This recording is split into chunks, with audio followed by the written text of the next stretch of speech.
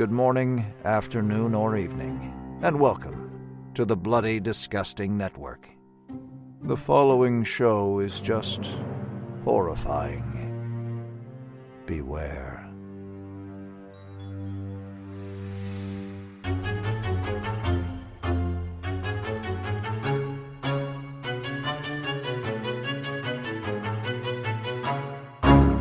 Sheriff, you're not cheating on your wife if you eat my lemon square. Your lemon squares taste like ass.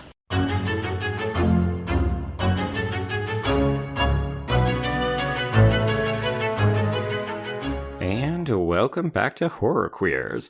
We're talking I'm on a first name basis with Pussy. We're talking You Got Motherfucking Amnesia Now. And we're talking Neon and Fog. And I'm Joe.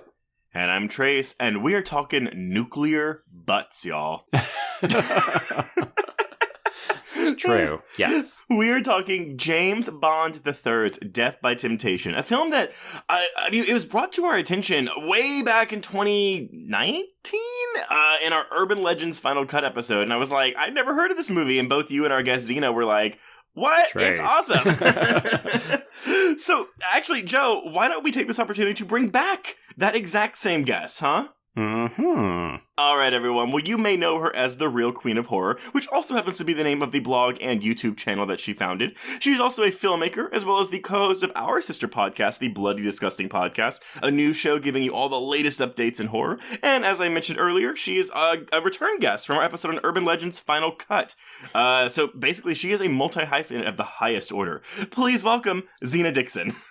Hi guys! I'm sorry, I remember that episode we talked about urban legends, and oh my god, that was a good time. It was so much fun. So much fun. And we're back for this little gem of a movie.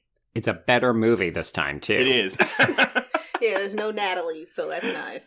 No, but we do have a Joel, and I have thoughts on Joel.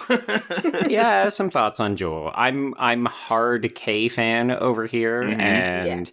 Also, Temptress fan. Like, I'm not gonna lie. I know, Zena, you have a lot of thoughts about this movie, and you are eager for, like, a remake or a sequel or something. And I'm just like, oh, I would take a whole new film just following Temptress. Mm-hmm. Right? I guess in this case, though, if we had a sequel, we'd be following the Incubus. Right, that is true. Well, Zena, because this was a first-time watch for me and Joe, and so I'm excited to talk about this, but you are close with this film. I've seen you write pieces about this. So what is your relationship with Death by Temptation? I am just so obsessed with this movie. From the first time that I saw it, I mean, I watched it at an extremely young age, like maybe, it was like the early 90s. Honestly, I think I was like 4.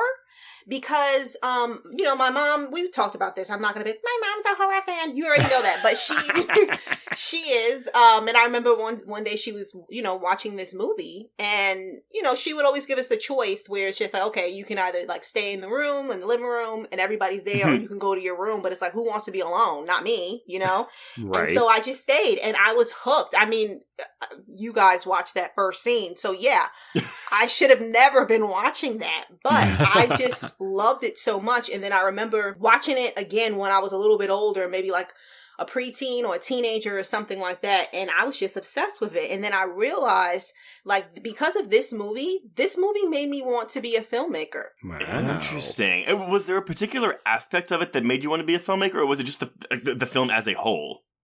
I want to say the film as a whole, but even rewatching it like now, like I've seen it so many times. Like we already touched on this like before we even started recording, and I always feel like I see something new, right? But I guess it might be the actual storyline, because for me, it's relatable, because I grew up in, like, it wasn't like super religious like Joel, but I grew up in a household, like a Christian household, where it was just kind of like, okay, but people, they may not believe in succubus, but they believe in actual, like, real life evil, you know? And then my dad's like, he's Jamaican, like he's real Jamaican. So meaning they get a little bit, like some stuff when I tell people, they think it's a little bit weird, but they believe in voodoo. They believe in like the supernatural type of stuff. Like there was even a time where my dad will freak out if I'll eat food from someone that I don't know. you know? So it's kind of like that. So I guess like growing up, I felt that it was relatable because my family, my parents, I mean,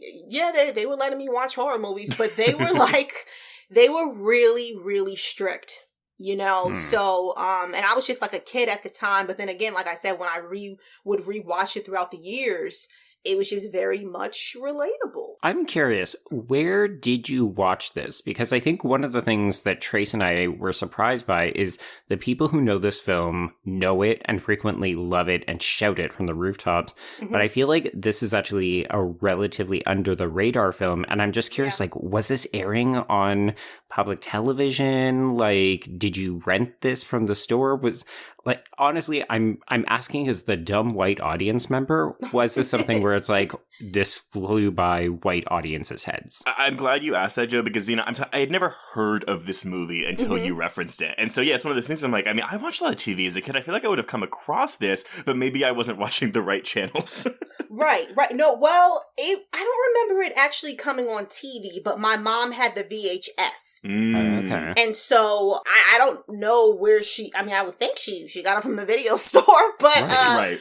It was just kind of like, I've never heard anything of it. I mean, but then again, you know, I was a kid, so I didn't hear about a lot of things, but I remember, but she was with my mom. She was always really into like horror movies. And I remember, she still is. I remember just watching even some like blaxploitation movies because of her. Mm-hmm. So she would just pick it out. And then, you know, which is understandable because at the time, this was like before Tales from the Hood, before, you know, Vampire in Brooklyn. And there was a big gap in between like the blaxploitation, you know, movies and this film. So the fact that it is like an all black cast movie, that's like a horror, you know, it wasn't something that we would receive a lot at the time, which is unfortunate, you know, so that's how we were able to check it out. And then we eventually, like, this was like in the early 2000s, my mom, she eventually picked it up on DVD.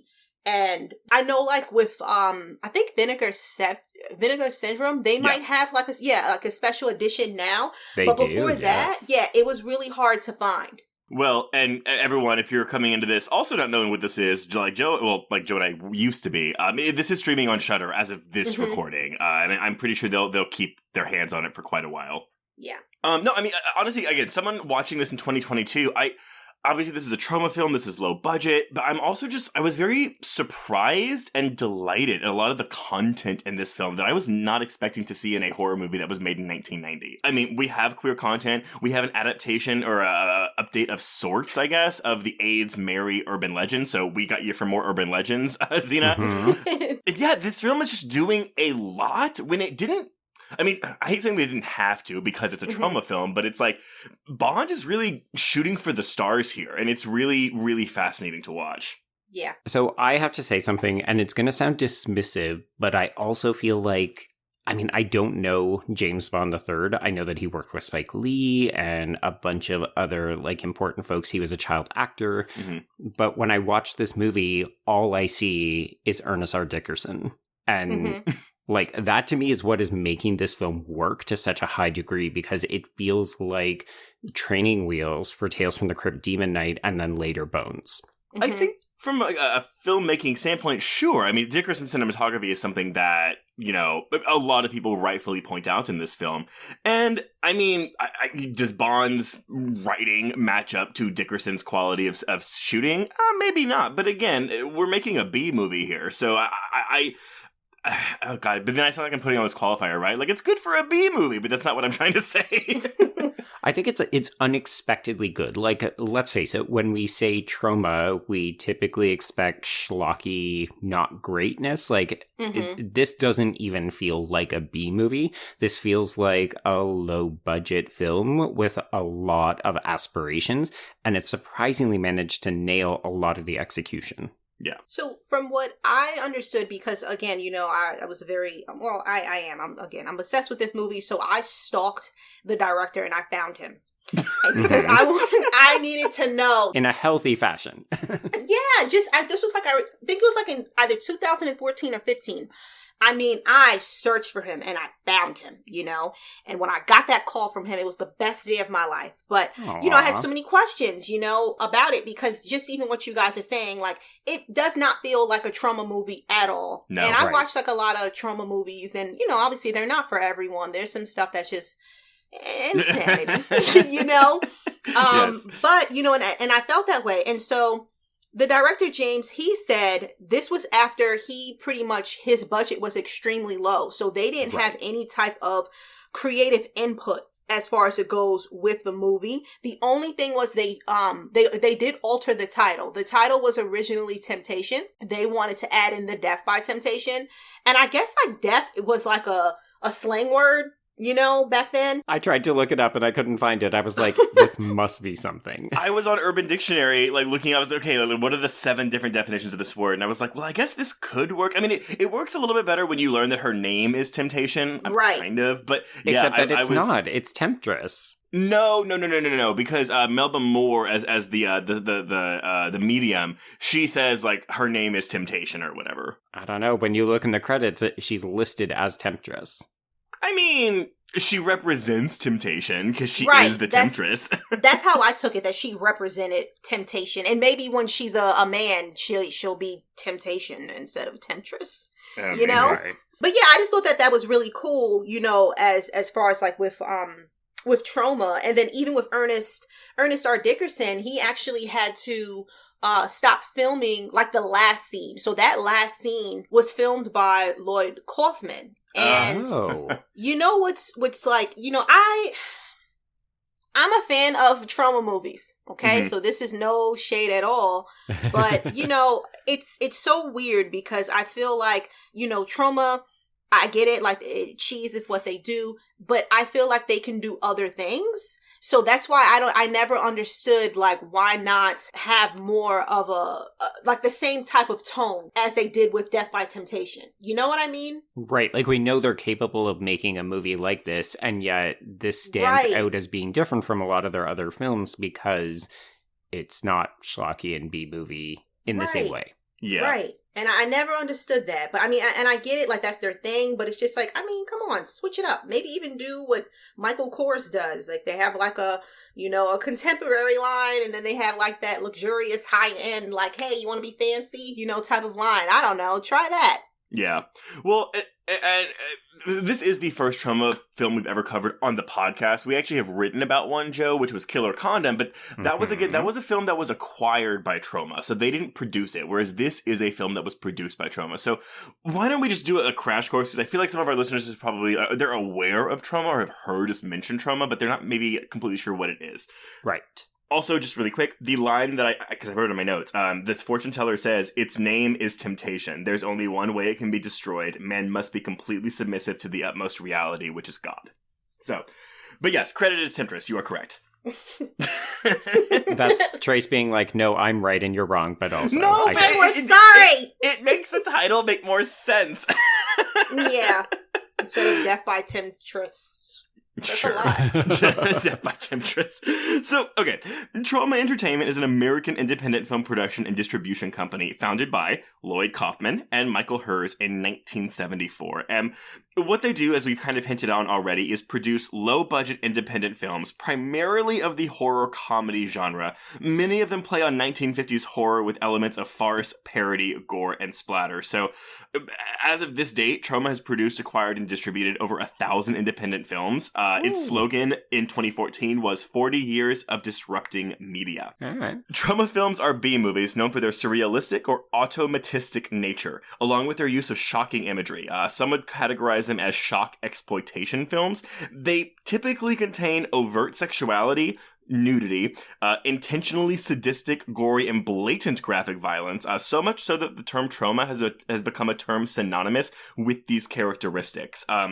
They are a budget company, so you'll see, like, if you watch films back to back, they'll reuse the same props, actors, and scenes repeatedly through their movies. At a certain point, however, this became another hallmark of Troma. So examples include like a severed leg, a penis monster, and the flipping and exploding car filmed for the movie Sergeant Kabuki Man NYPD, which is used in place of any other car that needs to crash and explode in one of their movies. We have one, and we reuse it liberally. In 1985, they had a hit with their violent comedy horror superhero film, The Toxic Avenger. And this is one, again, I don't have a lot of experience with Troma, but I know this movie. I've never seen it, but we are getting a remake soon that's a family-friendly PG-13 remake, so make of that what you will. But The Toxic Avenger went on to become Troma's most popular, spawning sequels and an animated television program, but following the financial demise of the company Troma itself, the sequels to the film were box office bombs. There was a cartoon adaptation that quickly ended, though the Toxic Avenger is now Troma's official mascot. So in 1990, though, they're still doing pretty well. Their highest period of creativity is actually from 1995 to 2000. You have Lloyd Kaufman directing 3 films that kind of really became big Troma hits, like Tromeo and Juliet, which we actually talked about a lot last week, Joe, when we talked about Scooby-Doo, because James Gunn wrote that. Right. We have Terror Firmer, a slasher film loosely based on Kaufman's own book, All I Need to Know About Filmmaking, I Learned from the Toxic Avenger, and an independent film sequel to the Toxic Avenger trilogy titled Citizen Toxie, The Toxic Avenger 4. What a title. I mean, man, all this shit. I'll just go into really quickly just kind of like how they kind of went under in the 2000s, but in the aftermath of various films' poor performances, mainly 2004's Tales from the Crapper, mind you. Okay. Troma experienced financial hardship and tried to reestablish itself as a smaller company, mostly out of necessity. So today, the majority of Troma films are viewed for the first time on VHS or DVD. They rarely do theatrical films. They mainly, what they do is they produce and acquire independent films. So they've distributed many films from third parties, like the aforementioned Killer Condom, or Trey Parker's Cannibal the Musical, our pre-South Park era, Trey Parker and Matt Stone. Oh, I love that one, too. I've never seen it. So, yeah, they did have a YouTube channel, but then that apparently went against the community standards, so their channel got shut down.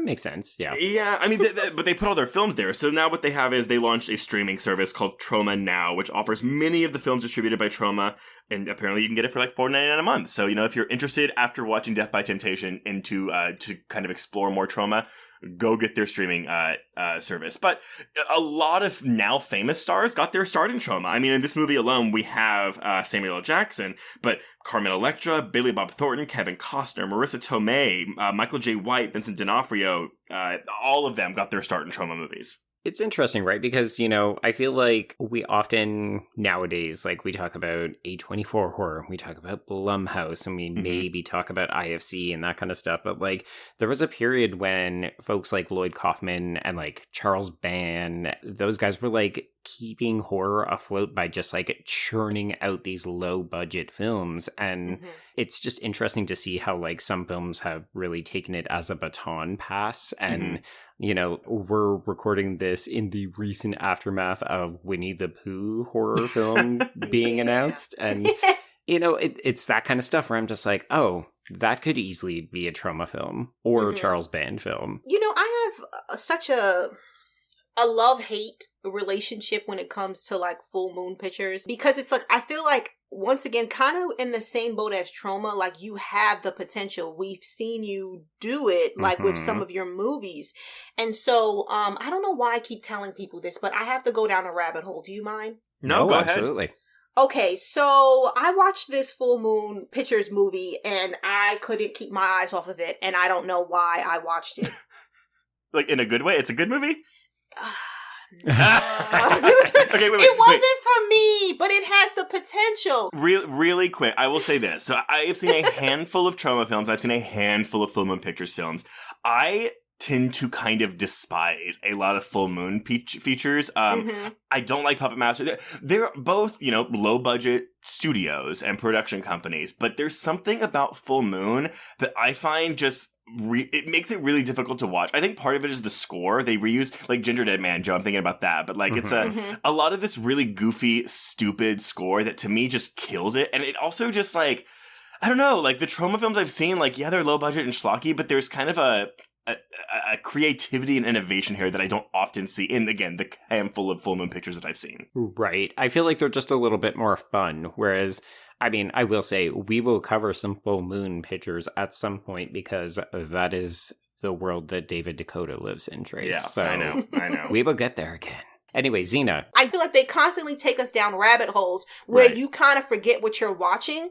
Mm. And I'm all for cheese, like I really am, because I enjoy myself some cheese every now and then, you know, but sometimes it's just like they have the potential, because with full moon movies, it's like they have, from what I heard from Charles Band, he has like these locations. He has like he used to, I don't know his life, but apparently he used to own like a castle overseas, because, you know, that's what they filmed Castle Freak, Spellcaster, and then also he has this really like huge house that's in Ohio. They call it the Full Moon Mansion or something. So you have these locations, but it's just the storylines where it's like, I don't understand, like, how did you think that would be, you know what I mean? Like, it's just like, I'm all for the cheese, but it's just like, it just takes us down like these rabbit holes where it's just like, I don't even know what's happening anymore. I don't know why I'm watching this. Where did the time go? So is it that kind of lack of narrative focus that you see more in Troma films, which is why you prefer their output? Right. And I think that's exactly what that is. Because, like, I mean, at least with Troma, like, they own that. You know what I mean? Yeah. They own it, but it's like, I feel like with Full Moon, it's weird, because it's just like, I don't feel like it was always like that, because, you know, I know we mentioned Puppet Master, but they have like this really awesome movie called like Spellcaster that's just like everything. And that's a Full Moon movie. Like, what happened there? Because you guys did that right. But then it just seems like as we got more into like the late 90s, you know, 2000s, they're just like, whatever. Okay. We're just here to make money. It does't really matter. We don't have to make an effort. It's unfortunate. And maybe it's because, I mean, again, this period for Troma, like, they were in a period of post-Toxic Avengers success. Like, oh my God, we have money. Yeah. We can do things. We can still do what we're doing, but we can, like, I don't know, do it better. Yeah. Well, so coming back to Death by Temptation, though, so I mean, like, this, as you said, Zena, like, James Bond III, he was in School Days, and he, I'm gonna assume, pulled a lot of strings from his School Days connections, because a lot of the crew also worked on it, Ernest R. Dickerson being, of course, one of them. But, you know, Bill Nunn in this movie was also in it, and then we have a couple other actors that were also in School Days, so I'm assuming they just all got buddy-buddy after that came out, and he was like, hey, I'm gonna make this Troma succubus movie. Come on in. So this film comes out May 11th, 1990, and it does get a brief theatrical release. It opens in 17 theaters, and it opens in 11 theaters in the number 17 spot with $54,000. And to give you a portrait of what movies were at this time, the number one movie this weekend was Pretty Woman in its 8th weekend of release. Right. Wow. Teenage Mutant Ninja Turtles was the number 2 movie in its 7th weekend of release. Yeah, movies had legs, but also they were topping the box office with, like, probably under double-digit figures. Mm-hmm. They just kept making that much money. But yeah, so Death by Temptation goes on to gross about $2.2 million. I don't have a budget for this, but I want to say I read, it might have been in your one of your pieces, Zena, that it was about $250,000 or less. Mm-hmm. Critics, okay, I've never had this happen before, y'all. So we're looking at a 71% on Rotten Tomatoes, but the average score is a 3.7 out of 10. Mm-hmm. Wow. Yeah, I never understood that. I saw that. You know, I feel like now, like, people, they take it as it is a cheesy movie, and it's, like, old, and they probably don't want to watch it, or, you know what I mean? So That frustrates me immensely because I don't find this movie cheesy. Like, there's a couple of parts where I'm like, you know what? I can see the shoestring budget. Like, there's not many sets. We go to the same bar over and over again. We go to the same kind of two houses over and over again. But, like, that doesn't make it cheesy. That just makes it entrepreneurial in my mind. I just think it's weird that it's 71% of the aggregate score, but then that average is 3.7. Like, how does that, like, is it like... That's a huge disconnect. Like 3 1s out of 10s and then like a bunch of 7s out of 10s? I don't know. It's so weird. Yeah, like, I never really understood that as well. And, like, just going back to what you said earlier, there's a lot of connections to School Days. From my understanding, he did ask people while he was filming it, and so then that's how they were able to do it. And with a lot of the things he was saying with Kadeem Hardison, this was like around the time when he was like super duper popular. Yeah. Mm-hmm. Yeah. So they had to be careful about when they filmed, and there'll be like crowds of people outside, like the brownstone. Yeah. So I thought that was pretty cool.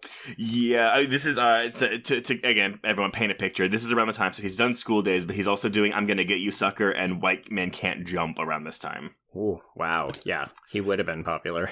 Yeah. Mm-hmm. And then, we're looking at a Letterboxd score of 6.4 out of 10. Zena, this is James Bond's only directorial credit and his only writing credit. Do you know, did you get a chance to ask him why he hasn't done another film since? I did, and he really didn't give me an answer because it's like, again, like maybe I was coming on too strong. Like, tell me, because I never understood, like, because with the ending, there's a room for a sequel or a prequel. Like, give us something, But I do know, and not saying that this is the reason, but I do know there was a lot of things that did happen, like beforehand. Mm-hmm. So, he said that, in the theaters, when it was in theaters, that it did really well and that people really did like love it. But when it was time to distribute it, he had a hard time finding distributors because people felt like it's an all black cast. Who wants to see that? People don't want to see that. And so that's even when Lloyd Kaufman came in with Troma and they helped with that. Otherwise, he was saying that they would have probably never had a place to like distribute it. So I don't know if that was something to add to it, if it was draining for him. But he told me he has been working with, filmmaker, like some indie filmmakers, producing like on like, smaller like projects. I think it's sometimes difficult for us, and by us, I mean like the general us, this is a job, right? Like filmmaking, working in Hollywood is a job. It's a business. And I think we forget that it can be really easy to get disillusioned with that. So yeah, I mean, we always talk about John Carpenter and how he just doesn't want to do shit anymore. So he's doing whatever he wants, which is scoring films. But yeah, I mean, I can see if he didn't have the easiest time making this movie, like maybe this is his one thing that he wanted to get out. And he was like, cool, I got it out and I'm good. I'm good with this. Yeah. I can see that. But anyway, so I mean that's really all I have. I wanted to do that quick Troma primer, but why don't we start talking about what happens in this movie, because it's only 95 minutes, but there's a lot. There is a lot, yeah. So, folks, to set the stage, I'm going to make reference to a couple of different pieces. So, Eric Langberg, who we talked about Trace in Joyride, he provided the sort of Laramie reading that we ended up structuring that episode around. Ooh, yeah. He wrote about this movie for a piece on Medium when it was playing as part of the Night Stream Festival in 2020. The one we did? That is the year we did The Cell, yes. Okay, yes. Got it. Oh, awesome. What a fun coincidence.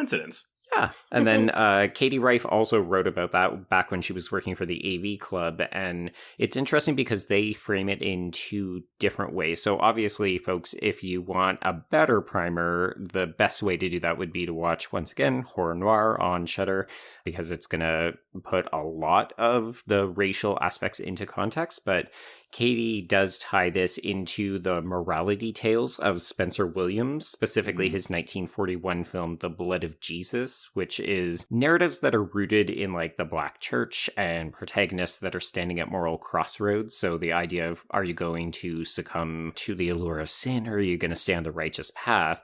And then Langberg positions the film coming out in 1990 as basically pulling from the post-Reaganomics panic. And of course, we actually see Reagan in this film.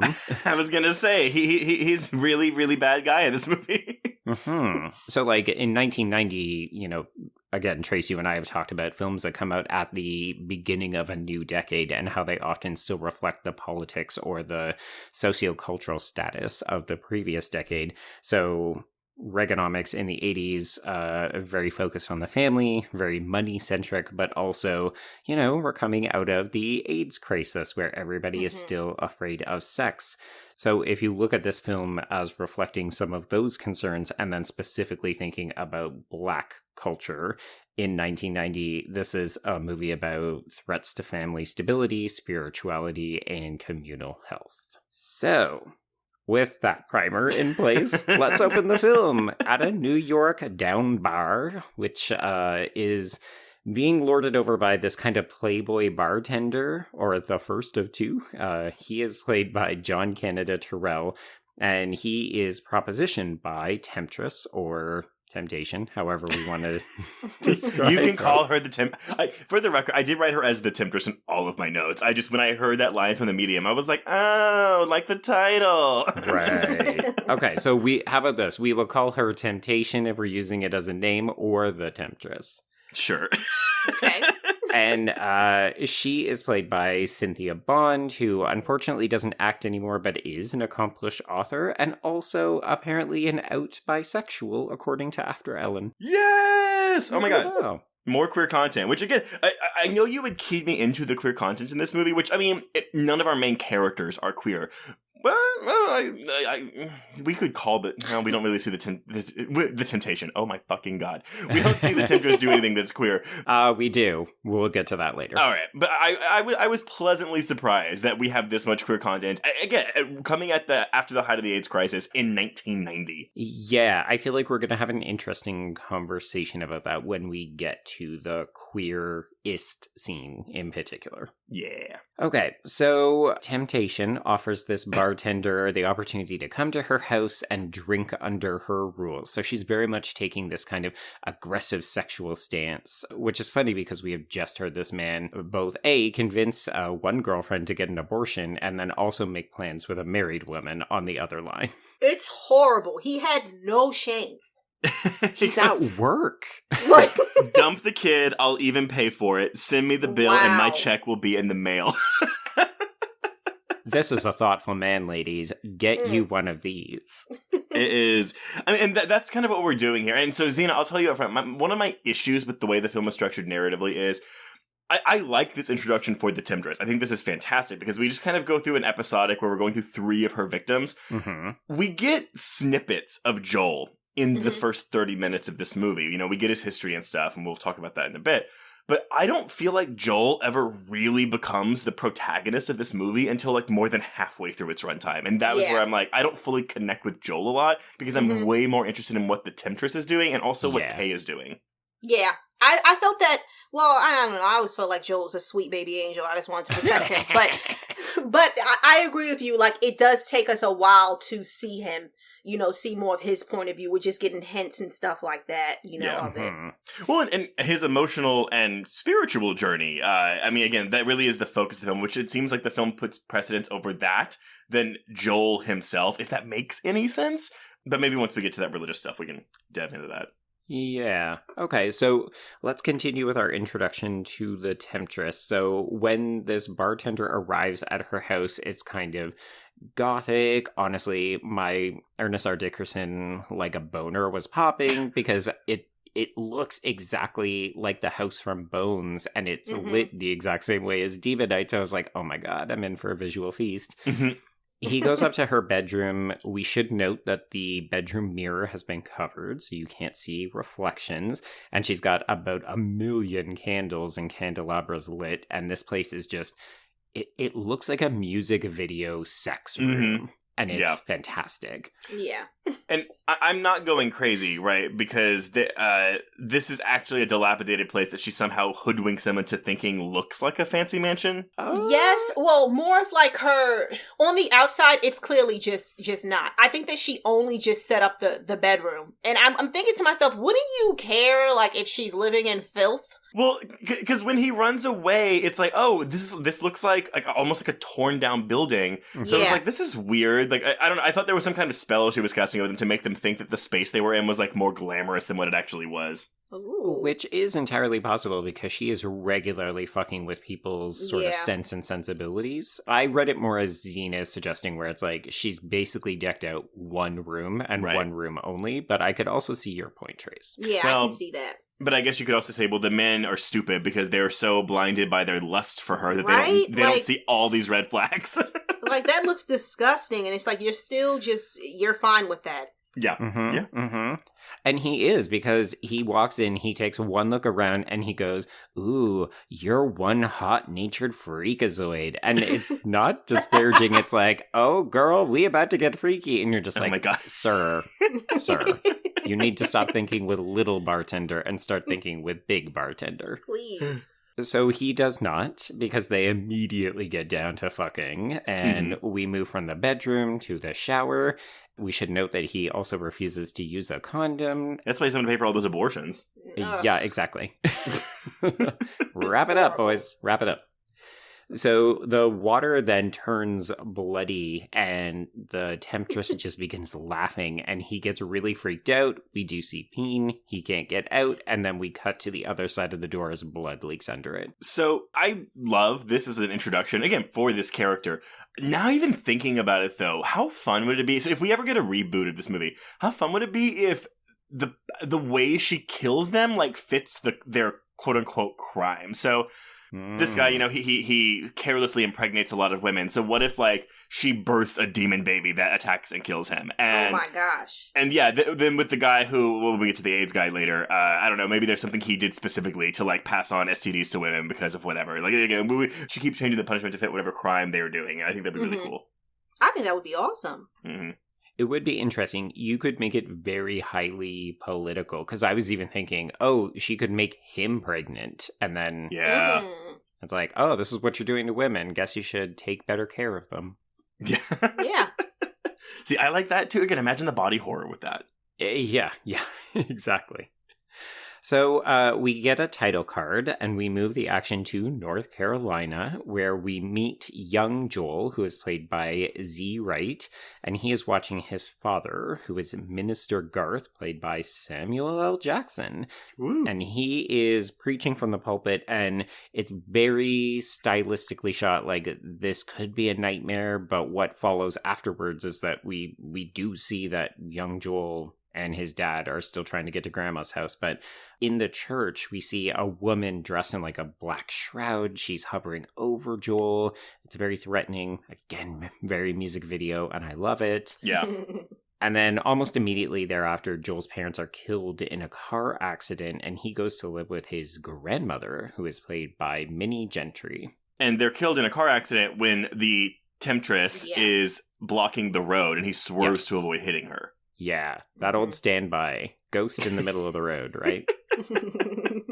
And actually, because Zena, you mentioned wanting to get a prequel to this, I think, and I would like to know more of the history. I mean, we can obviously put it together based on what we find out later in the film, because she's going for the last bloodline of this pure family, blah, blah, blah, blah. Mm-hmm. But I could have taken more flashbacks with her and Samuel L. Jackson, and not just because it's Samuel L. Jackson. Same. And that's what I mean. Like, he's only in it for, like, 2 minutes, but yes, you kind of wanted more and all that other stuff. But yeah, I especially with his, his role as his father, you know, so I'm pretty sure he probably maybe even dealt with something, maybe not that particular temptress, but I don't know, some type of battle beforehand. See, I actually read this as the very same temptress that's with him the whole time. Oh yeah, that's true. Yeah, but that's what I'm saying. I mean, it's unclear because we don't see her face. But the whole thing is, I was like, okay, yeah, she wants to go after Joel because she got his father and his grandfather and his great grandfather, so he's the last one of the bloodline, right? Mm-hmm. But again, yeah, I would have taken more of that, or even like, I'm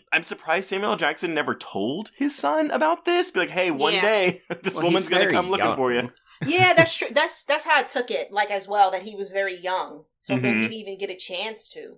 Right, he hasn't had the talk yet to have that talk. There we go. Yeah, if you're gonna have sex, wrap it up. Don't cheat with married women, and also, some succubus lady is gonna try to murder you at some point. Yes.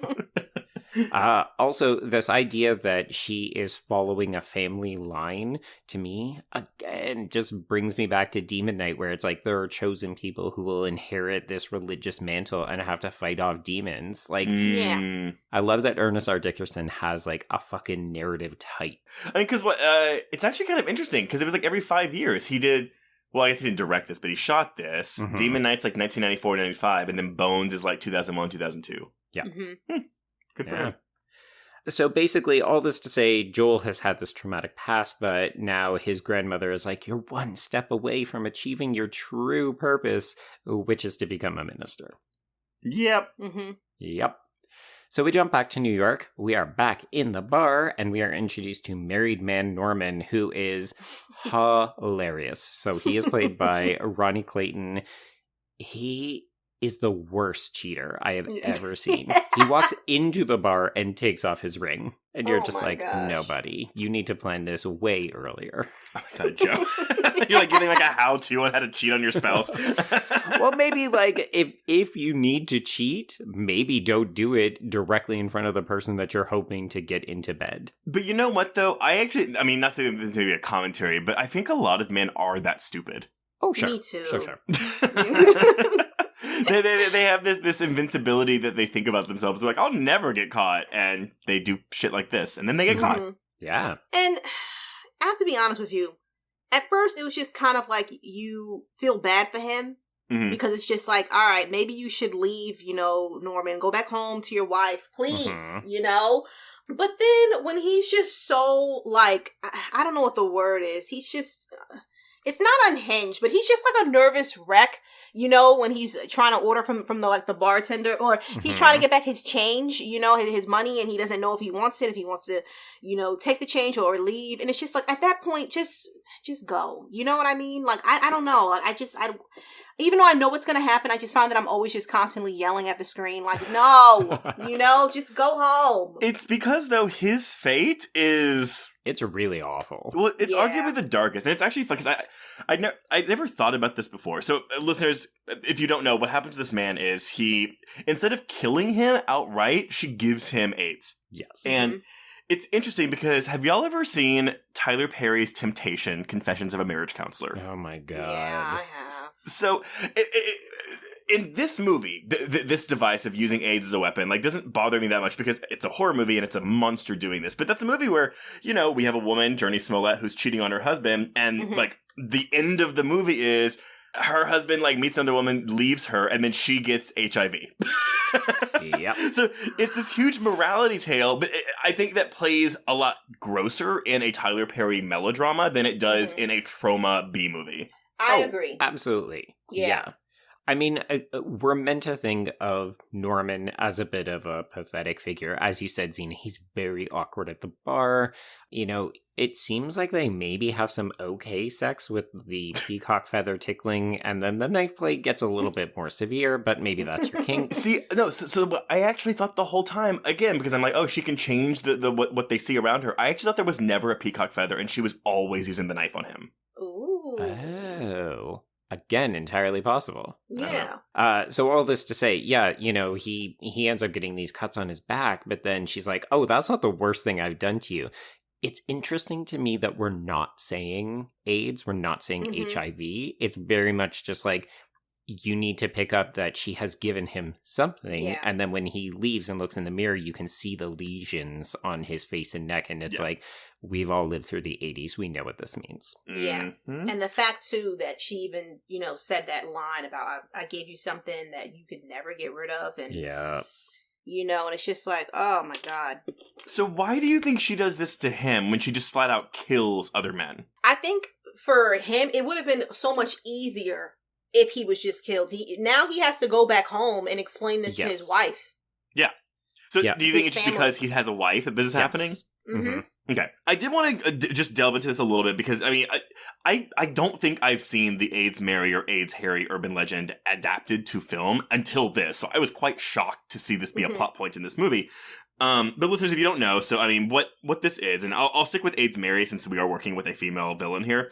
It's a legend that came into prominence in late 1986 and was as much an expression of the fears of that time as anything else. So, though AIDS had been with us for years before that, it was only in the late 80s that heterosexuals began to wake up to this grim reaper walking among them, not just their gay siblings. So, in the legend, in AIDS Mary, it's a woman infecting a man, and AIDS Harry, it's a man infecting a woman, or a gay man. But a fellow picks up a young lady for a one-night sexual encounter. Everything goes swimmingly, and he's quite pleased about the whole thing until the next morning when he awakens to find her gone, and the words, "Welcome to the world of AIDS," scrawled in lipstick on his bathroom mirror. Wow. Aren't you glad you didn't turn on the lights? Yeah, it's very much like a bleed off of that. And so, Often given as the reason for the infector's rampage through the ranks of the previously untouched is the justification of his or her having caught the disease from a member of the opposite sex. And so now they're on a war against that entire gender. So the entire gender will be made to pay for one person giving this person AIDS. It's also a cautionary tale to warn against the dangers of promiscuity, but also brings into play the fear of falling prey to a random act of violence at the hands of a madman. And there is some real-life basis for this, although not around the time the legend would have come about. In July 1998, we had an HIV-positive Pamela Weiser of Lewisburg, Tennessee. She was picked up by police on a tip from a man she'd slept with. Under questioning, she claimed over the previous year to have had sex with more than 50 men in an effort to take revenge for 3 years earlier having caught the disease from her then boyfriend. So, again, like, it's kind of all over the place, but I find it so interesting that we are choosing to tell this story in this movie at this time. Yeah, so ironically enough, Trace, that reminds me of a forthcoming really, really dangerous / low budget / exploitation film, which is called LA AIDS Jabber, Yes. which is basically the same idea. It's a guy who contracts AIDS and then goes about infecting as many people as he can just because he's like, if I have to live with this, now you do too. And it's like horror based on moral panic. Like, what could be scarier than somebody who is deliberately trying to infect other people? But do you think that we're getting that in a movie like this and a movie like LA AIDS Jabber? Which, granted, I'm gonna, without having seen LA AIDS Jabber yet, but just I've seen some clips from it. Mm-hmm. Like, this is Death by Temptation is actually a much better produced film. Oh my god, yes. Yeah. But I wonder if it's because, like, yeah, I mean, obviously, this is in poor taste, right? To have something like this in a time where, like millions of people are dying. So I wonder if it's just because that world of exploitation and B movies was the only way you could really tell a story like that. Because if you put it in a real movie, sorry for lack of a better term, I don't know. I don't think that would swing with anyone. Yeah, I mean, I think the 3 deaths that we get to see, I guess, doled out by the Temptress have their various levels of morality tales. And it's very much like, well, if you don't conduct adulterous relationships, if you, don't treat women badly or just like give out abortions willy-nilly, and if you're not gay, then you don't have to worry about these kinds of fates. Wait, if you are gay, you need to worry about these kind of things. I mean, it seems like with the guy, what was his name? Jonathan? Yes. He seemed curious, though, so that's why I always thought that she went after him. So, sorry, I know me saying, oh, if you're not gay, you're fine. Like, that sounds silly because we're talking about AIDS here. But, because the third victim, this Jonathan character, it seems that he is struggling with his sexuality. Because, again, that man hits on him and he... Right. Gets offended in a way, but, like, not in a way where it's like, oh, no homo, I'm straight, back off, like, you gay man.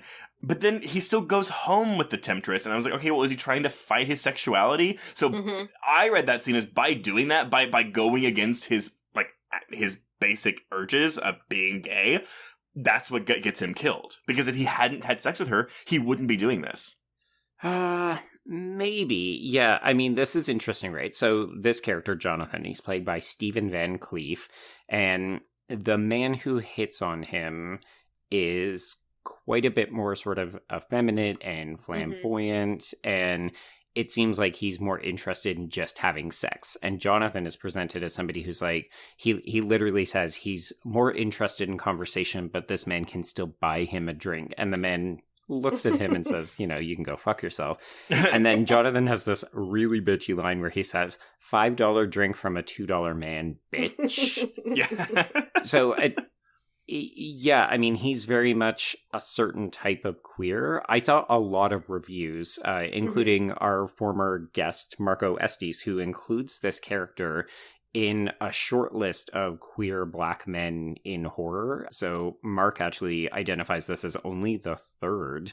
The first being Bobby McCoy in Blackula in 1972, and then Bell, the henchman from Fright Night 2 in 1988, followed by now this character.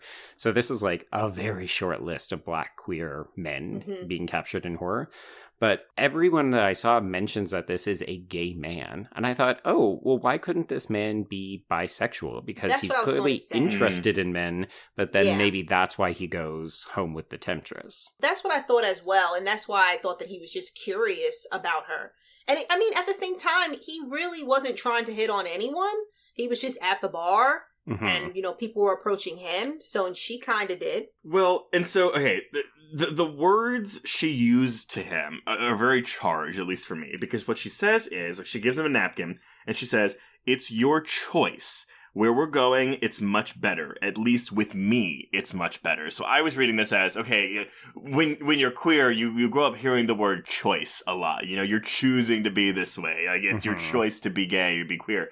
But also she's saying with me, it's much better, meaning with me, with women, it's much better. And she's tricking him into not being who he really is. But that, again, is assuming that he is gay and not bisexual or pansexual. I can see that, yeah. So how do we then read, you know, we're jumping around a lot, but let's stay with Jonathan in this story, because the result that we see of it, it's played for a bit of comedy in the film, because characters that we've not yet really introduced are talking about the temptress as though she's polite and a sexy pussycat and this kind of stuff. And meanwhile, we're actually seeing her. She's very belligerent to Jonathan when he wants to come in. And then when they're having sex, he seems to be enjoying it, but then she gets behind him. And the insinuation is that she has a penis or she is anally raping him. And he asks her to stop. And then she basically claws him to death. And this is the most violent death scene that we get. So we've seen her kill one other person, but that was off screen. This is the only time we actually see her kill someone. And it is reserved for the queer man. Yeah. I mean... I was just like, well, I chalked it up to the budget, but then it's like, well, then why did they choose this one to be the one they put their money on? Yeah. So this is one of those things where I'm not going to say, oh, this film is deeply homophobic, but I do think it reflects concerns about queer lifestyles in a film that is steeped in praising the virtues of religion and living a sin-free life. Well, it's also, too, because compared to the other two men she kills, we haven't really seen a crime from this man. I mean, you know, we have the man who's, like, you know, knocking up women, making them get abortions, and we have the man who's cheating on his wife.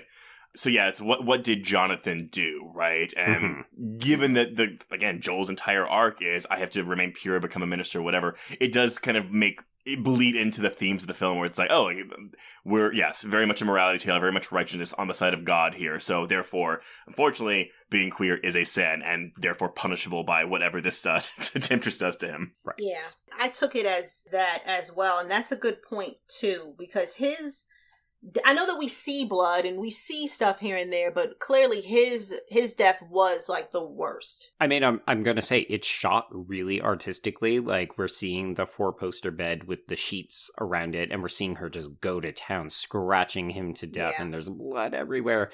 It's not like we're seeing him die horribly, but compared to the other two, yeah, I mean, these are very sexualized crimes, obviously, because she is a succubus, so we should expect that, but I'm not gonna lie, it's a little bit troubling, but it's maybe also representative of where queers and acceptance for queer lifestyles were at in 1990.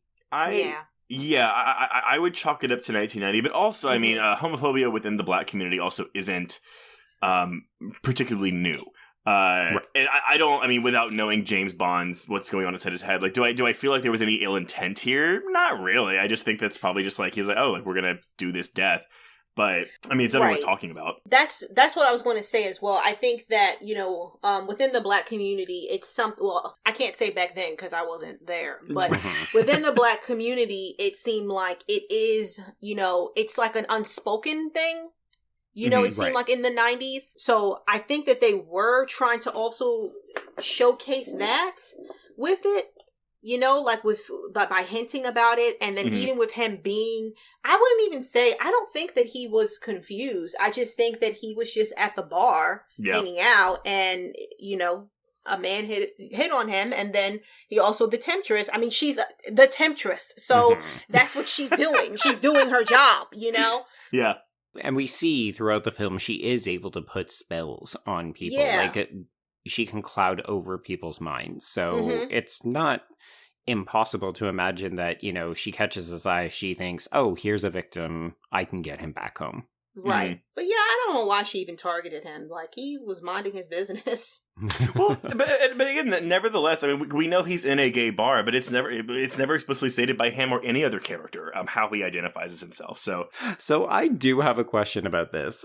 Is this the same bar, or are these meant to be different bars? Because I'm pretty sure it's one set, and they're dressing it slightly different, but it also looks exactly the same. I took it that it was the same bar. So I did too, but the thing is, though, the guy that hits on him says it's a gay bar. Yeah. And so I was also, because we then cut to the next scene where it's unclear if, again, that Jonathan is in the same bar when he's meeting the Temptress, or if he has moved over to the bar hop to wherever the Temptress is. Right. Maybe it's the night. You know how sometimes they have like particular nights? Oh, yeah. Okay. Maybe? I don't know. Because we know that with the bartender, the first one, like, he is dead. So, right. I just took that as that, you know? And then obviously the new one, he can't work every single night. He can when it's on a budget. Well, do we see Dougie in this scene? Because I think I always assume wherever Dougie is, it's always the same bar. But maybe he's also bar hopping? We do see Dougie in this scene, yeah. And Dougie is the Bill Nunn character. And that's when he says that he was telling the girl that he was like a ninja surgeon or something. I don't know. The kung fu surgeon? Yes. No, for sure. But again, I'm thinking to myself, oh, he's at the same bar all the time. But when we find out later, because he's a cop and he's undercover, he also might be bar hopping. So this might be meant to be a different bar. Yeah, I think this is actually one of the budget restrictions. Like, it could be that they were trying to make it different bars, but they just didn't have the budget to dress them differently enough. Or that it's meant to be like, yeah, this is every bar New York. Sure. So we should mention that we have also jumped over one of the main characters. So we should probably double back and just say, as we're meeting Norman, so in between Norman getting killed and Jonathan getting killed, we see that Joel is struggling with his faith. He feels a little bit suffocated by Grandma, so he ends up calling his cousin Kay, who is played by Kadeem Hardison. And Kay is like, why don't you just get out of North Carolina and come visit me in the big city? You can crash on my couch. That easy, right? Sure. You just take a bus from North Carolina to the big city. I'm surprised that he didn't drive. Yeah. But okay, it's okay. Is it? Yeah, but again, how long have we been talking about this movie? And again, we haven't had much of Joel yet, because so much of the focus of the film has been on the Temptress and her victims. Yeah, and even what little we are getting of Joel, it's like, I don't want to say it's paint by numbers, but it's not revealing a great deal about him outside of his struggles with faith. And even that, we don't really know what his real issue with. It feels more like he's just not as certain on his path as Grandma is. So, you know, before he leaves, we see the shot of him putting the Bible in the drawer. And then, of course, we get these great shots of the Temptress. It feels like she's ever present, because we'll cut to her and we get the red light across her eyes and we see her in the backyard. But it's kind of like, okay, she's keeping an eye on him. She's sort of stalking him from afar, but that doesn't tell us anything about Joel. Well, yeah, I actually think, and maybe I'm wrong here, but I actually think that, like us, Bond is more interested in the succubus than he is in his main character, which, again, he is playing himself. But the only thing is, again, these themes of religion and morality, they seem diluted because they are the focus of the film, but they also don't seem to be the focus of the film. I agree with you, too. And I think that he wanted to showcase, the Temptress, but then also he wanted to showcase the character Kay. Because sometimes even when you think about it, like, when someone's, like, religious or, kind of like people like Joel, I feel like people refer to them as, you know, goody two-shoes. They kind of don't want to know too much about the person, you know? And then, honestly, truth be told, I really don't think that we would have seen, like, say if they did have it more from his point of view, I really don't think that we would have seen much, you know? Because it seemed like he had, like, a very much, obviously, different lifestyle than Kay. Right. Yeah, you can make it would be like Fright Night, you know, where we're all seeing it from his point of view, and like we don't meet the succubus until, I don't know, later, or it's not really clear that she's a succubus until later. Whereas this movie is like, no, first scene, here you go, here's your succubus. This is what you paid to come see. honestly, this movie is, it seems to understand that the succubus is the driving factor, and then it's like, oh, right, we should probably have somebody who's going to do battle with this character. Let's get Joel in here, but let's put him on a bus so that we can spend a bit more time with Kay. Yeah. Yeah. I mean, yeah, okay. And Kay is awesome. I love Kay in this movie. I think this is actually my other issue with Joel, is that every time Joel is in a scene, I'm thinking about Kay, because Kay is just more exciting. And I do think that Hardison is a more dynamic performer than the director himself. I mean, again, I chalk this up to the role, though. I mean, you put Kadeem Harrison in the Joel role. I mean, he'd give it more charisma, but I don't think there's really much here on the page for Joel to be like, oh yeah, like, now you've won me over. Right, right. And I mean, with Kay, like, he's the performer, you know, he's a charmer, and he dresses better than him, you know, he's more with the times, he's, you know, in more ways relatable. And speaking of Kay, though, that's where we are in the film, because he finally meets the Temptress as her maybe soon-to-be fourth for us, victim. Yeah, so this scene is interesting because Death by Temptation enjoys doing this, where, you know, we've met Kay a couple of times at this point because Joel has called him and he's encouraged him to come and so on. And then, yeah, we see Kay in the bar. He matches eyes with the Temptress. They go over to a little alcove so they can have a private conversation. He's obsessed with her nails. She thinks she recognizes him. And it's at this point in the film that we learn he is a famous actor. I'm like, Death by Temptation, stop holding things so close to the vest. And you know what I like about it too, like, you can see like the Temptress, Cynthia Bond, like, oh man, like, I love her as an actress. And oh my god, yes. And you could just see it in her face, like her facial expressions, like, where it's like, yeah. And Kay described her perfectly. Like, yeah, she just seems like she's a really sweet, you know, woman, you know, like someone you can bring home, you know, or whatever. But then it's just like the way she was looking at him when he was like writing down his number. Like, oh my God, like, you know, that sounds cheesy. I was going to say, oh, because, you know, if looks could kill, but, you know, but that, with that line, it's actually true, you know? Well, I love that. Instead of having to listen to them do too much banter, we actually get to see a whole imaginary date compressed into these visuals. So we get sexy jazz. Oh my god, saxophone. It's doing, you know, it's a spotlight. We've got the blue mist going on, and then they're back in her bed. She's feeding him bananas, which I'm like, okay. We're doing food stuff now. Here we go. They're in love already, you know? It's just the random saxophone man, you know, that's in the back. Gosh. Yeah, it's this guy and then the guy from Lost Boys, right? Like, give us more horror films with sexy saxmen. Because this is like a dream sequence or a hallucination, right? So I think this is a glimpse into how she gets these men so hooked on her. Like, this is what she's giving them. It's this fantasy. Got it. Well, nevertheless, I was really rooting for these kids in this scene. I really, really wanted something good to happen to them. But what do you think? I don't know about you guys, but and I know it's clearly because she has, like, you know, supernatural powers. But when I met my significant other, I did not have a daydream about me feeding him bananas or grapes or. Oh my god.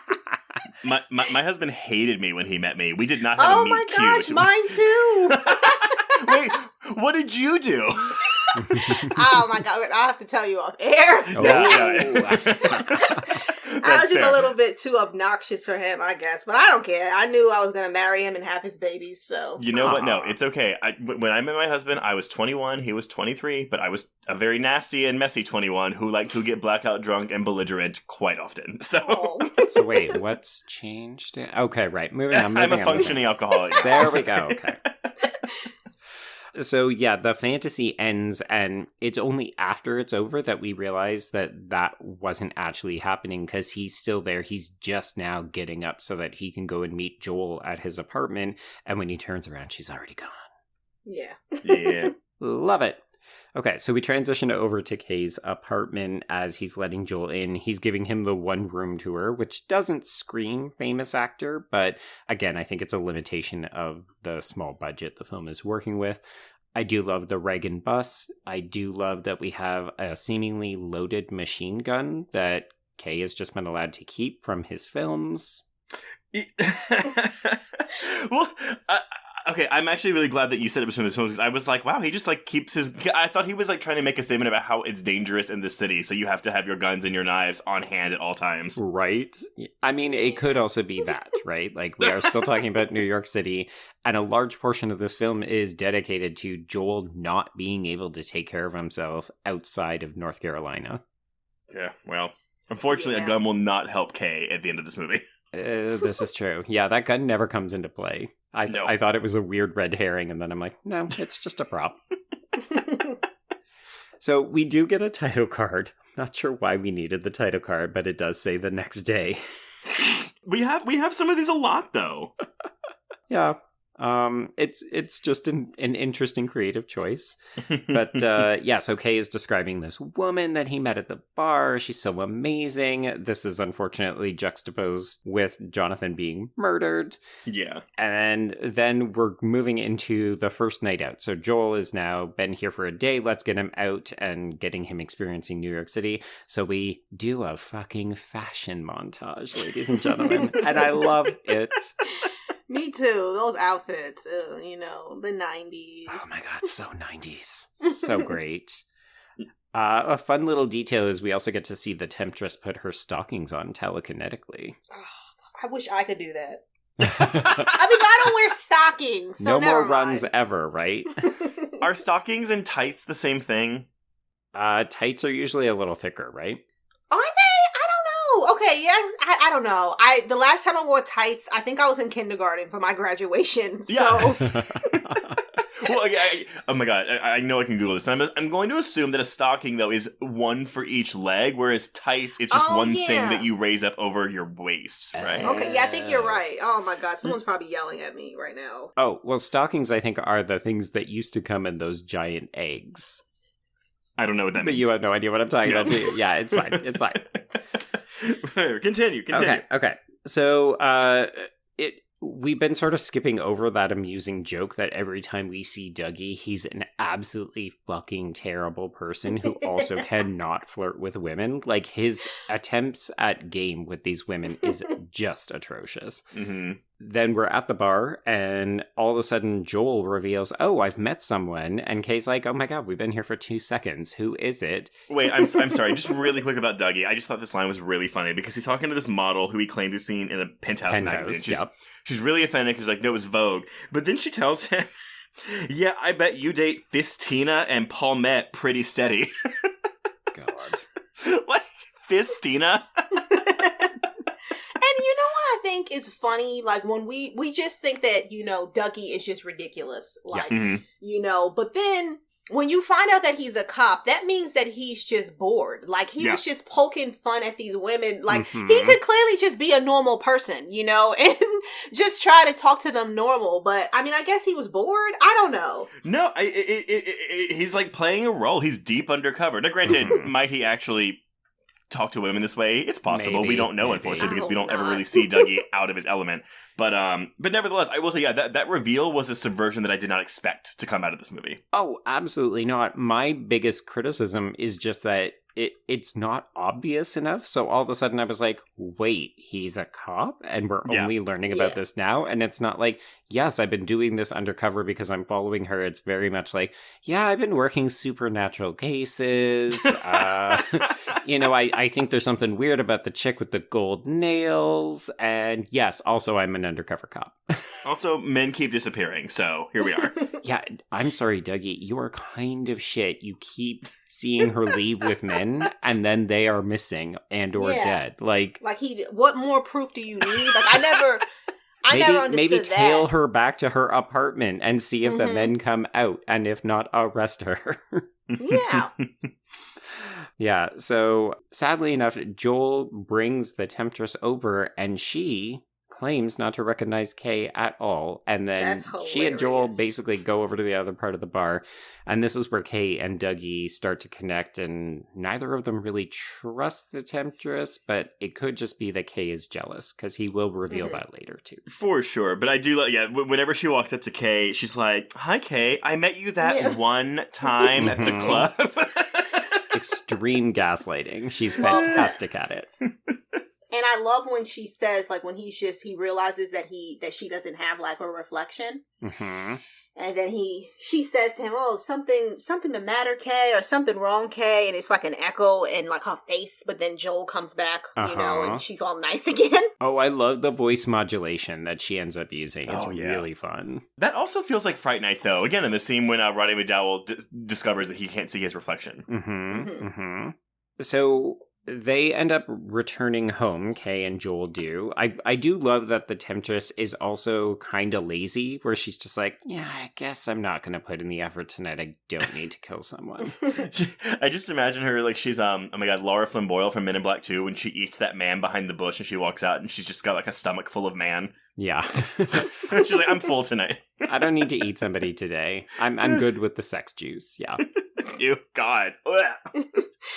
So I would argue this is where we really start to get more about Joel. Like we saw a conversation when they first woke up before we had the fashion montage, but this is Kay being jealous and trying to nitpick a little bit at Joel when he says, would you ever sleep with a woman? I'm sorry. Would you jump in those drawers?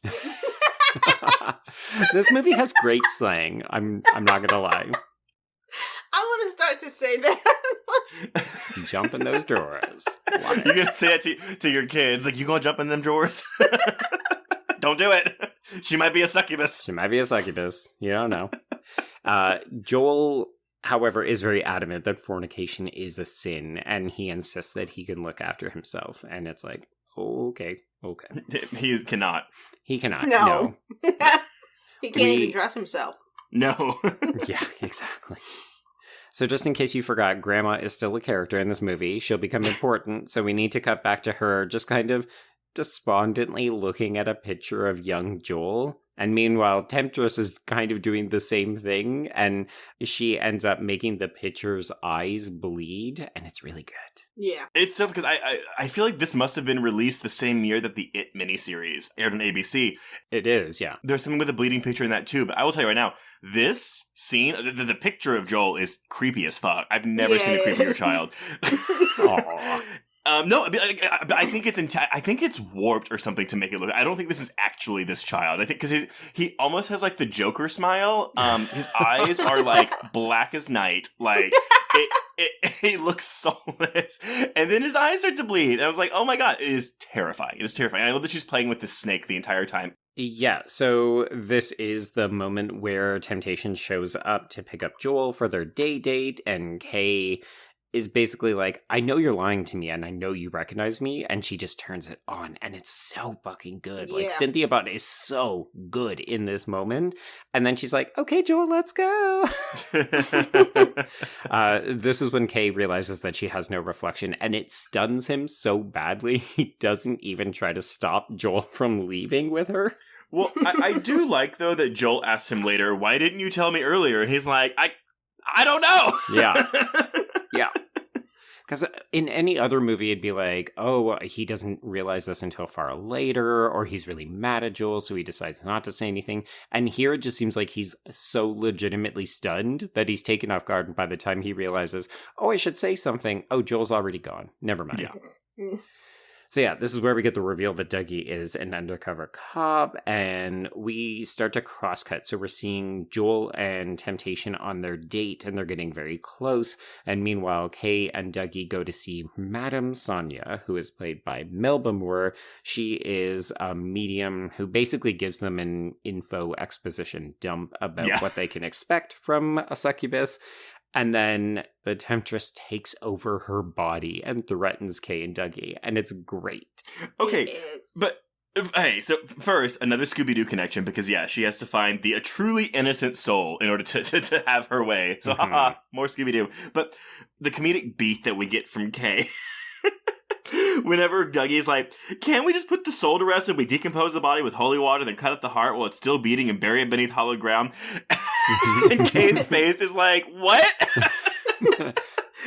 That's when you're like, oh, Kay has not been living in this supernatural world that maybe Dougie has been. I mean, I was trying to spot the causes of death that he was scrolling through on the computer, and some of those look like X-Files cases.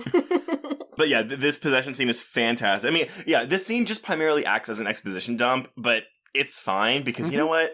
It's the visiting the medium sequence is akin to a microfiche sequence to me. It's like, you know what? We've got to have this to move the plot forward. And if we get a really cool possession out of it, like I was thinking a lot of the scene in Witchboard. Is it Witchboard? Yep. Yes, the scene in Witchboard. But again, the standout scene of that movie, which is of course the seance scene.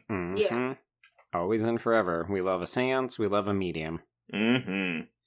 I also do love that Temptation basically just steps away to, quote unquote, go to the bathroom. She's like, I'm going to possess this medium, and then I'm going to come back for dessert. Be right back.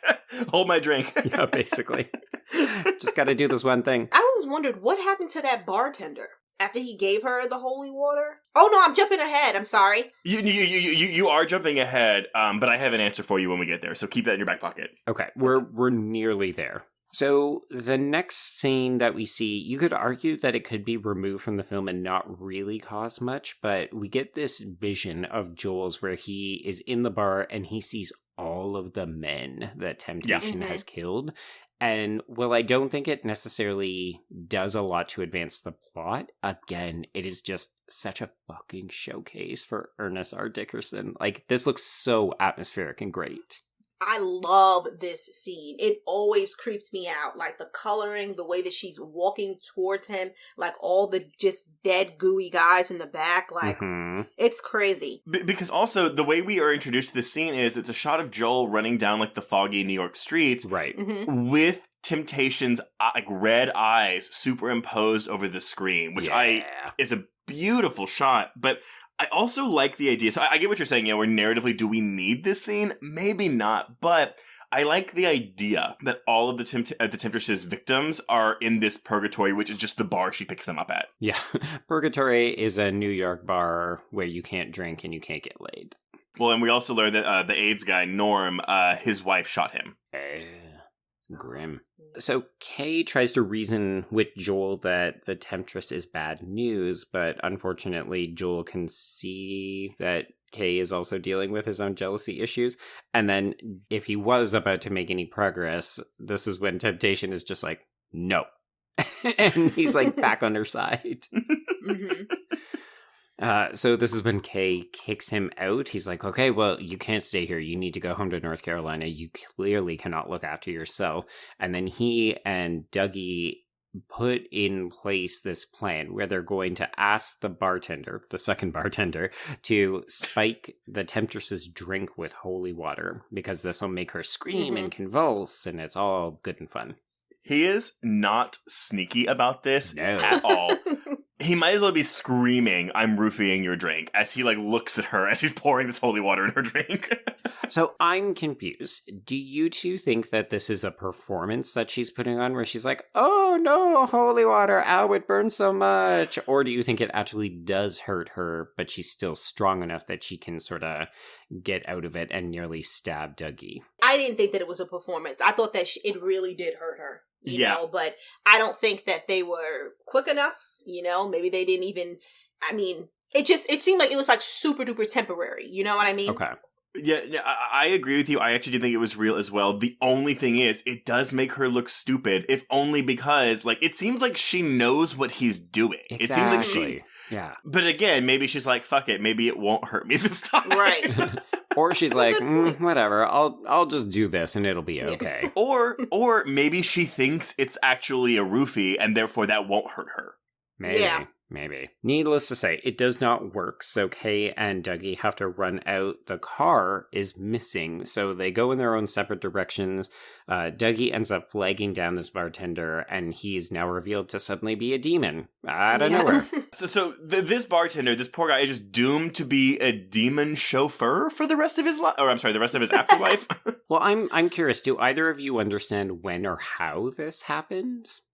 I guess that she got him in the bar. He was the only one that was left because Kay and Dougie ran out of there. And I'm hoping that maybe he just died because she died when she died, you know?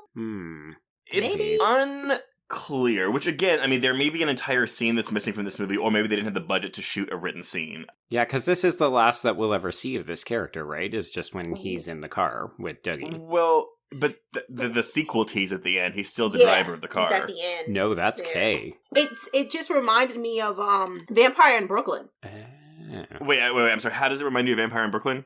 At the end of Vampire in Brooklyn, Julius, who's played by Kadeem Hardison, he turns into a vampire, and he's now smooth and everything. So now his I believe it was like his uncle is his driver. So it was kind of like, instead of, because he used to be a ghoul, Julius, you know, and so then now he's all smooth and suave and, you know, vampire and stuff. So just kind of reminded me of that. I've only seen Vampire in Brooklyn once, and it was like back when Wes Craven died, so I was like going through all of my blind spots for him. So I don't remember too much of that, but I can see where you're coming from. But Joe, I'm sorry, Kay is the driver at the end of this movie? That's what Wikipedia told me. He's like a demon man. Yeah, so the bartender has been replaced seemingly by Kay. But Dougie is the one who gets out of the car, and he's now like an incubus of sorts. Yes. Okay. Then I don't know what happens to this bartender. It's probably just a bit of a drop plot thread. Like, he's a bit of a nothing character. He gets maybe a couple lines in the entire film, so it's not a big deal. Well, he is the linchpin of their heist, but sure. Whatever. So we follow Temptress as she begins her seduction of Joel, and this is where Kay kind of returns home. So, you know, we've seen Dougie get attacked in the back of the bartender's car, and then this is what's happened to Kay. He comes home, and in a very Videodrome-esque sequence, he is absorbed into the television, and then it just sprays out what seems to be all of the blood and liquid in his body into his apartment, and then we see a skull come out, and this is the fucking standout sequence of this film. I saw the Videodrome comparisons, but don't you get a bit of Nightmare on Elm Street in this too? I did, with the skull at the end. Well, I mean, but also because, like, I guess it comes afterwards, but Freddy's dead when Breckenmeyer gets sucked into the TV. It looks very similar to that, and then we have this giant inflatable Ronald Reagan hovering over the TV, and this is the thing that invites Kay towards the TV screen of sort, almost. Right. Yeah. And given that we're dealing with a film that does explicitly reference the AIDS crisis, I don't think that's a coincidence. Same. I mean, Reagan is not good for the Black community either, so it's interesting that this to me feels very much like a pointed critique that Reagan has fucked over the Black community and led to a lot of deaths. So, unfortunately, Kay is questionably out of the film, and we are left now just with Joel. We'll see how well he can handle himself. So he has a dream that he's discovered in bed with temptation by his father, and then he awakens to discover that it's actually her straddling him, and this is when Grandma literally breaks down the door. She's the best. She's so funny. Well, but the whole thing with this scene, because again, we have that line earlier when either the grandma or Samuel Jackson tells him, when you're about to reach your goal, you're going to have to make a choice. It's going to be a crossroads. And this is obviously that choice. And, we haven't, he's envisioning his dad calling him a fornicator. And he's like, wait, that's not my dad. My dad's dead. While I agree, I think grandma coming in and she kicks ass for the Lord. That's great.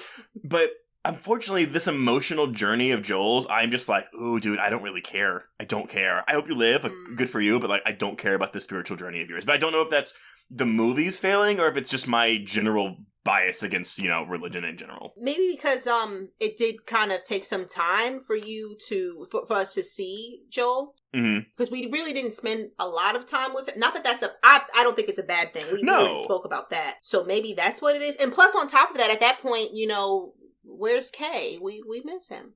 Yeah, very much so.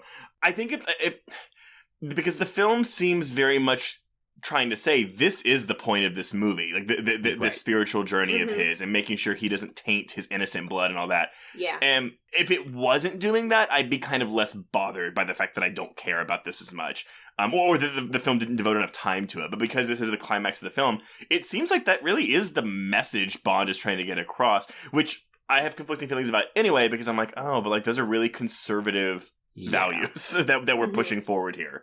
Yeah, but Zena, I'd like to hear your thoughts, because you talked about this film with former guest Brian Christopher for his column series Let's Scare Brian to Death, and in it you talked about how you appreciated that this was a positive depiction of like religion and faith. I say that because when it comes with the character Joel, he seemed a little bit nerdy, he's just nerdy and geeky, but what I've noticed when there are movies where they have like a character who's religious, they'll have them be like looked at as if they're some kind of freak, or there's something wrong with them, or this is the only thing that they want to talk about, and like anything, when it comes with, in my opinion, when it comes like with religion, no, you can't just take a break from religion, kind of like what he did.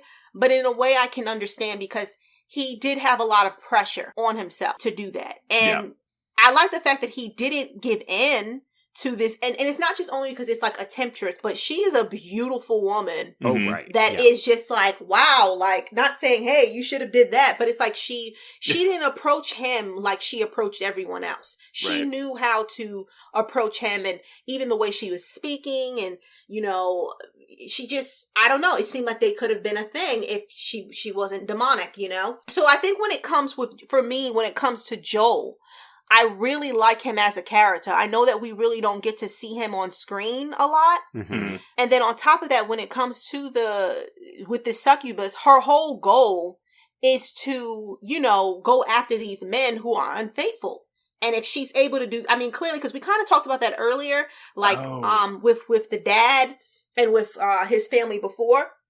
So I think that maybe that probably would have even made her even more powerful, or made her live longer or something, if she was able to get the last of, his family line, which is him, because it ended at him, So to me, it just came off like it was positive, because it's kind of like a happy, I mean, not so much for everyone else, but it was a happy ending for him. The fact that, this actually is your path.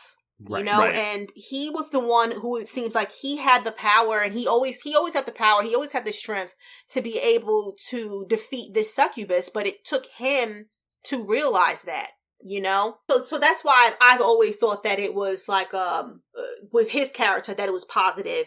Like, yeah, he's geeky, and I'm pretty sure we've seen this before whenever we're watching a show. Like, I think there was a movie that I watched, it wasn't a haunting movie. Something, I think the movie, it was like Molly Hartley something, The Haunting. Oh my God, but, I'm sorry, there is The Exorcism of Molly Hartley and The Haunting of Molly Hartley. Oh my God. Okay, it's The Haunting. It's the one when she's in high school. Okay, yeah, the one with Haley Bennett. Yes. And so with that, there's a girl who's in school, and they always call her like a Jesus freak. You know what I mean? So we always see that kind of character, but it was just nice, and it was refreshing to see a character like this, especially again, around the time when we would see black characters on screen, like black men. It's like, oh, he's from the hood, or he's in a gang. And it's just like, no, he's just from this really extremely small town. He's very sheltered, so it just felt refreshing. Right. I guess thematically for me, because ministers can marry. Obviously, we know that, because it's a Catholic priest that cannot marry. So I almost wonder if he was Catholic instead, because it's like, oh, you're cheating on God with me. Because the whole thing is, priests are married to God, and for lack of a better phrase. Whereas with this, it's just, no, you can't have premarital sex. That's the thing, which I get that is a belief, obviously, in a lot of religions, but I feel like the dramatic weight of it isn't there fully for me. Yeah, I can feel that too. I'm seeing both sides of this, because I think if we look at Joel's arc, like if we look at the film as being from his point of view, this is absolutely kind of an uplifting tale. It's about a guy whose faith has wandered, and then he finds his way back to it by overcoming some like really dangerous circumstances, but then he realizes he's made the right choice, and he and his grandma are fine. I think the problem is that the film doesn't make it clear that Joel is that sort of point of view fixture, because so much of these other characters are woven in, and also the Temptress is really interesting. So it's hard to see this as Joel's film. He just so happens to be the protagonist. So I think if we spent more time with him, if we got more invested in his journey or his struggle or knew more about him in that way, it would land better. But yeah, then from my perspective, I look at this and says, oh, everybody who isn't religious in this movie is either converted into a demon or killed. And it's like, that's not a great message. That is pretty conservative.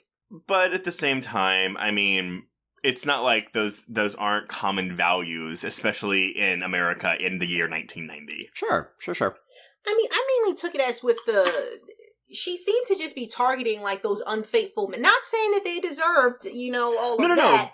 No. But it seemed like it was, I guess that they were also trying to showcase like maybe it's not modern hell, but like evil on earth type of thing. Mm-hmm. Right. Where it is very much modern and it comes in like different forms, and then even with us talking about his movie, it's why I feel like it has the potential to be like a sequel, of course, because of the ending, but then also because, kind of like what I said, it like, obviously evil comes in different forms. So it may not be like sexually or even through religion. You know what I mean? There could be people are money hungry type of thing. So it was just, even if you don't, believe in that stuff, or even if you're not religious, I just think that it's like an interesting point of view. Yeah. I could do it with more succubus films, and it would be interesting to see this positioned as, oh, it's more about money now and less about sex or something. But I mean, again, I didn't realize this was a succubus until you told me that last week. So the past 2 years, I have thought this was a vampire movie. Yeah. And now that I've seen this, though, I'm like, oh, I'm surprised we haven't delved more into the world of succubi and incubi. Like, that's actually a really interesting horror creature that, again, I'm just surprised we haven't done more. Like, Joe, imagine an erotic thriller done with a succubus. That'd be awesome. Yeah, I mean, you could kind of argue that's a little bit of what Species is. I'll also give a gentle shout out to a Canadian sci-fi show called Lost Girl, which features a bisexual succubus who is caught between her love affair with a werewolf and a female human doctor. What? That sounds awesome. Yeah. It often gets described as a Canadian Buffy. It's interesting. Oh, wow. Okay, well, I might be looking that up soon. Yeah, it's fun. It's like very episodic, but the people are all really hot and they like to have sex.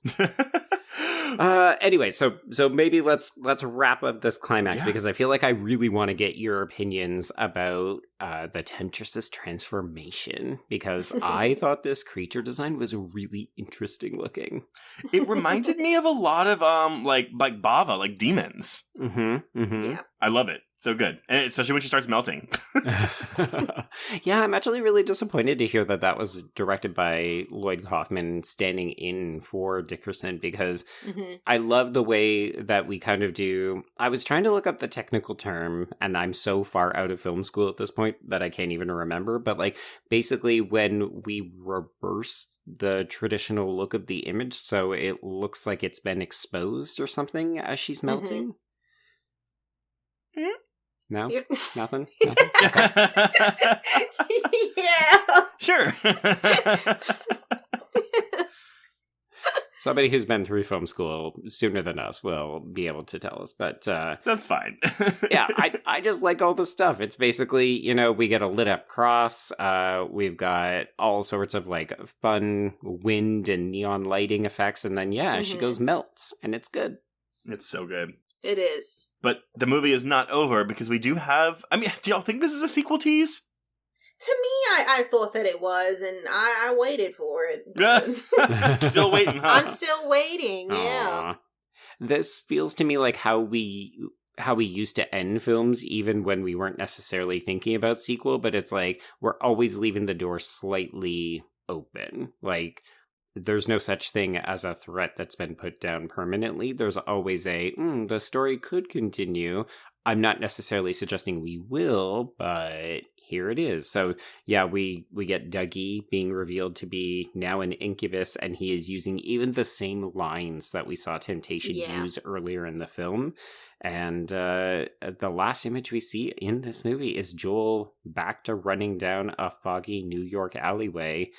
And it seems like the evil has not been vanquished, which maybe undercuts our conservative reading, because it's like, oh, well, he got his sort of happy ending, but the evil is still out there. Well, I mean, I just read it as no matter what, especially if you're a man of God, like, temptation is never going to stop chasing you, be it the demon, the succubus, or just temptation in general. So it's visualizing, like, again, it's a daily struggle. It's almost like addiction, right? Like, temptation is always going to be there. Mm-hmm. Yeah. But Zena, so, I know I mentioned that Toxic Avenger remake happening. I think it's like Elijah Wood and stuff. But again, like, it's coming out. I wouldn't be surprised if that does well. We maybe start to see a bit more Troma adaptations come out, or remakes, or continuations, or sequels. I mean, like, what was just announced a month ago, where we're getting, like, Tubi doing the Terror Train remake, which isn't Troma, but it's just, like, again, a random, it's like, what?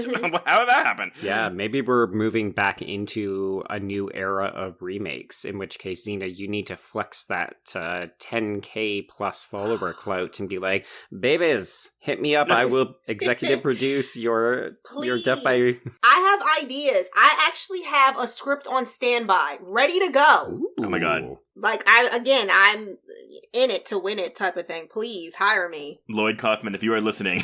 There we go. I mean, honestly, I would love to see a female take on this property as well. Well, and that's what I'm saying. I mean, if you want to continue, well, I don't know what your script is, Zena, but like, if you want to continue this, do it as an incubus. Or do you think in today's climate we actually should have it remain a succubus? Okay, so I'll tell you guys off air. I don't want somebody to be like, "Oh, I'm inspired. I'm going to take her idea." I don't know. we can cut it out. Okay, yeah. So the idea that I have with my writing partner, we have the idea that, because it just makes a lot of sense for that to happen. And then on top of that, but because my idea is for him to have and so that was the idea with it, you know? That's pretty cool. I think that's awesome, though. Really? You're not just saying, you would tell me like, hey, I don't know, maybe. Oh no, I mean, I wouldn't tell you it sounds like shit, but I might be like, oh yeah, I mean, the high pitched voice, the lying voice. No, I think that's. I mean, again, like, it's a movie that you love clearly, and I don't know. It that doesn't sound like. When I hear, a superfan writes a sequel or a remake or whatever, I'm like, oh, great, it's some bad fan fiction. But that doesn't come across like bad fan fiction to me. Right. And plus, I feel like it would just be fitting, you know, with everything that's going on in the world. Like, I'm so surprised. I mean, the director, he did say people have been approaching him, he said, over the years about a remake or a sequel. And he kind of just didn't want to. And at one point he did say that he has a script for the sequel. And I'm like, well, where is it? You know? I mean, I didn't say I wanted to, but it's just kind of like, you know, what's like the holdup with that? So I don't know. I don't know, again, why he didn't do it, or I'm surprised that there hasn't been one, which is, I don't know. Just because I know that it's not a perfect movie, you know? Yeah. But I feel like it has a pretty cool storyline and has some creepy stuff that's in it. Well, and I think that for people who are coming to this brand new, like Trace and I, the big thing that stands out is that, yeah, it has a solid story. There's good bones here. And one of the things that hampers the film the most is that it clearly doesn't have the budget it needs to be better. So, like, they're doing great with what they have, but it could have been a lot more. And I think in this day and age, if you could get a remake or a sequel or a prequel greenlit, you might be able to argue for more of that money, and then you would be able to deliver on the promise. That's true, yeah. I hope that something like this comes to fruition. Me too. Oh my God, I would be such a happy person. Well, forever. While we keep waiting, everyone, please go back and enjoy Death by Temptation on Shudder or with that Vinegar Syndrome Blu-ray release, because I bet that's awesome. It has just a 90-minute interview with Bond on that as well. Yeah, I did not get to that. I just spent a lot of time kind of looking and stroking the cover, because I actually think the cover for the Vinegar Syndrome release is much better than the original poster as well. It is, yeah. Yeah, that poster's not very good. It's just it's more stylistically in the spirit of what the film actually is. It looks like they maybe tried to sell the film originally in 1990 based on like Bond's relationship with Spike Lee. That makes sense. Yeah.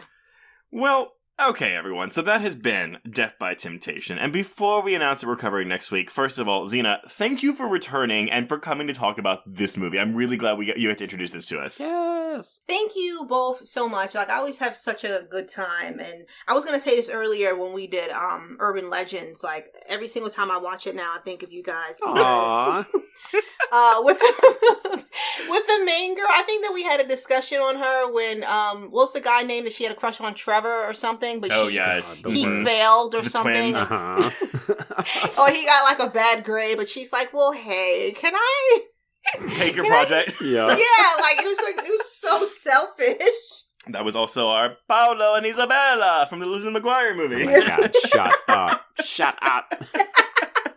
But Zena, let everyone know, where can they find you on social media? Sure. So on Twitter, you guys can find me at Lovely Zena. Then I'm on Facebook, Instagram, YouTube, Real Queen of Horror. And then also Bloody Disgusting Podcast. It's a weekly podcast. I'm the co-host. I give you guys great recommendations. Mm-hmm.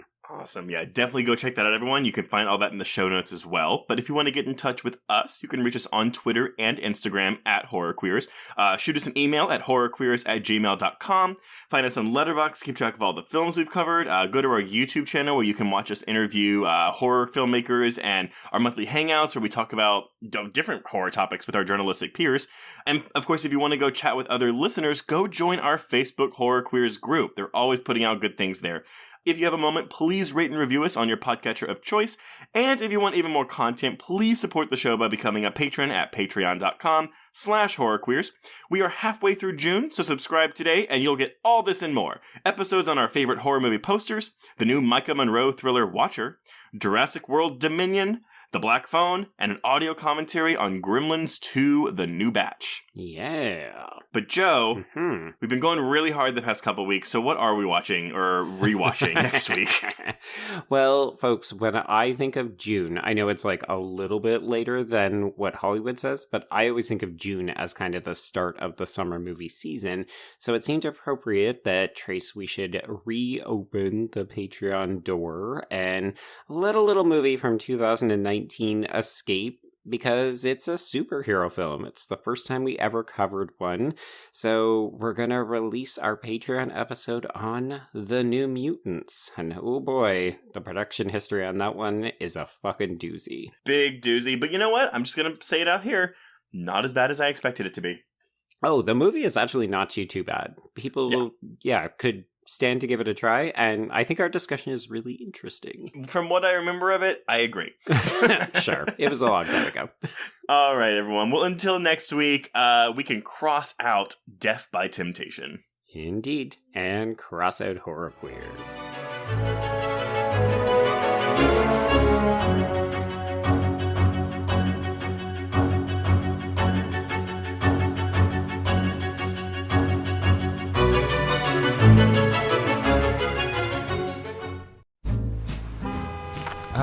Atlas Avenue, a long stretch of road that encompasses everything the city of Kennett Heights has to offer. Neon lights, traffic, crime, the hustle and bustle of everyday life, and the craziest of characters. My office was above it all. My name is James Locke, and I'm a PI. Hello, Mr. J. How the hell you doing today? Good, Edith. Nearly every year I have a new case. New people to meet, new clues to discover, and new problems to solve. But I do it the old-fashioned way. No technology. Nothing post-1950.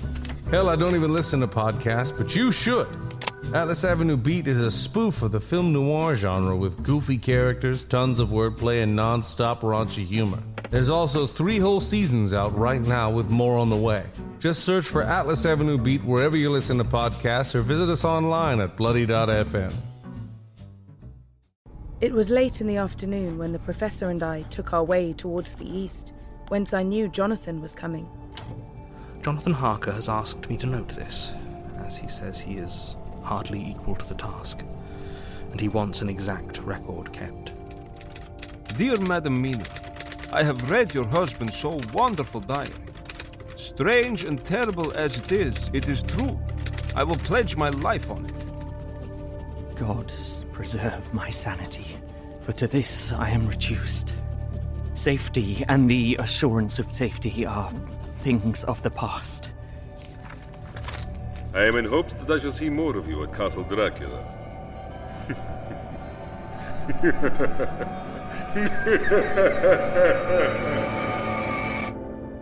Listen to Regarding Dracula wherever you listen to podcasts, or find us online at bloody.fm.